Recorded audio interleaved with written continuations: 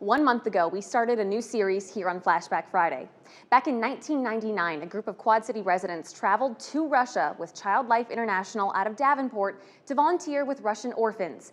Our former News 8 colleague, Jacqueline Getty, traveled with them to document the journey. And this week, we're taking a closer look at some of the most vulnerable children they met on their trip. It's all part of Flashback Friday, only here on The Current on News 8. And he's a little bit over 1 year old, and he's staying here since the age of 2 months. He has his arms crippled.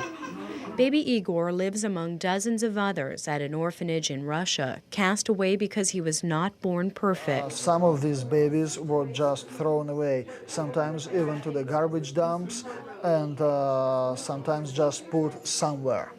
During our trip to Russia with a local volunteer group, we found that children born with birth defects, no matter how correctable the flaws, are often abandoned, a social stigma to their parents. Many of us heard before going on this trip that Russian culture coddles the best and brightest children and hides away the others, but seeing that it was true over and over was an emotional struggle for many. I know one part of me saying, this is horrible. How can they do this? This is just, these poor children, they can't help it. Brent is 19, a patient, caring person with a special connection for many of the children. Well, at home, my brother, he's retarded. He has a lot of disabilities himself. He's adopted, and so am I. Brent spent his time in the orphanages reaching out to children who even the kindest workers that we'd met had given up on. One boy in particular stands out to Brent. A little kid, he was just rocking. He was kind of staying away from everybody. We'd noticed several children throughout the week who seemed to rock to console themselves, like this boy, Igor. We asked the head doctor why he rocked. Her professional opinion surprised and saddened us. His brain is damaged, and his IQ is very close to even 0. He is like locked within himself, and if you'll try to stop him, it will be disturbing him.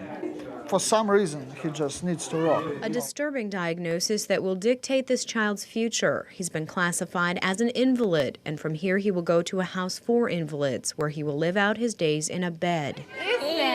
What Igor's actual IQ was, we never discovered, and no one else, it seemed, would ever try to find out. In truth, Igor seemed happy as staring at a plate on the wall, watching and moving as the light reflected and danced off of it. This was likely his stimulation before Brent and the volunteers came, and no doubt will be again once they leave. Near Moscow, Jacqueline Getty, News Channel 8. With all of these stories, we've been following this week after week after week.